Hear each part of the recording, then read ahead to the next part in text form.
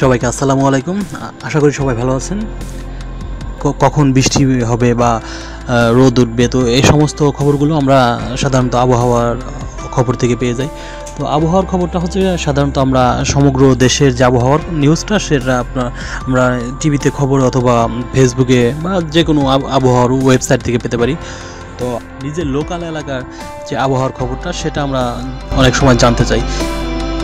তো ফেসবুকে নিয়ে দেখলাম অনেকেই আবহাওয়ার পেজগুলোতে বিভিন্ন ধরনের কমেন্ট করে, তো তারা হয়তো ওইরকমভাবে রিপ্লাই করতে পারে না। তো তখন মনে হলো যে আমি এই বিষয়টা একটু শেয়ার করি, যে আমার এই বিষয়টি একটু জানা আছে যে কীভাবে আপনার নিজের লোকাল এলাকার আবহাওয়ার খবরটা পেতে পারবেন। আপনি যদি ইন্টারনেট ব্যবহার করে থাকেন, তাহলে আপনি আপনার মোবাইল অথবা কম্পিউটার থেকে আপনি এখন আপনার নিজের এলাকার আবহাওয়ার খবরটা জানতে পারবেন।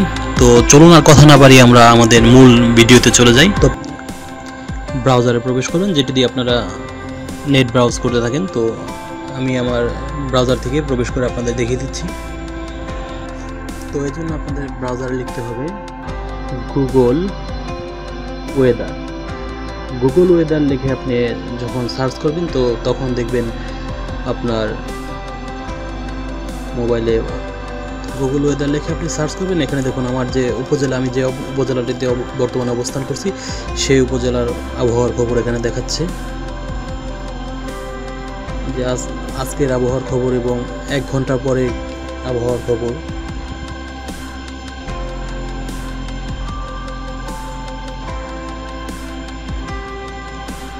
এরপর দেখুন, মানে আমি যে টাইমের আবহাওয়ার খবরটা দেখতে চাচ্ছি, সেই আবহাওয়ার খবরটা এখানে শো করছে। এখানে কত বৃষ্টিপাত, কত সেলসিয়াস, কত পার্সেন্ট আর্দ্রতা, কত পার্সেন্ট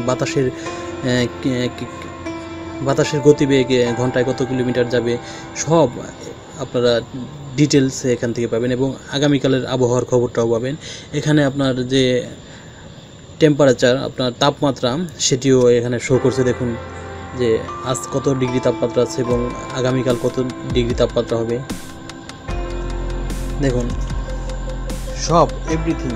আসলে এটি খুব প্রয়োজনীয় একটি সেবা, যেটি গুগল আমাদের প্রদান করে থাকে। যদি ভিডিওটা আপনাদের বিন্দু পরিমাণ ভালো লেগে থাকে, তাহলে অবশ্যই আমার চ্যানেলের সঙ্গে থাকবেন, একটি লাইক দিবেন এবং আমার চ্যানেলকে সাবস্ক্রাইব করে পরবর্তী ভিডিওগুলো আপনি দেখার জন্য আমাদের সাথে কানেক্ট থাকুন।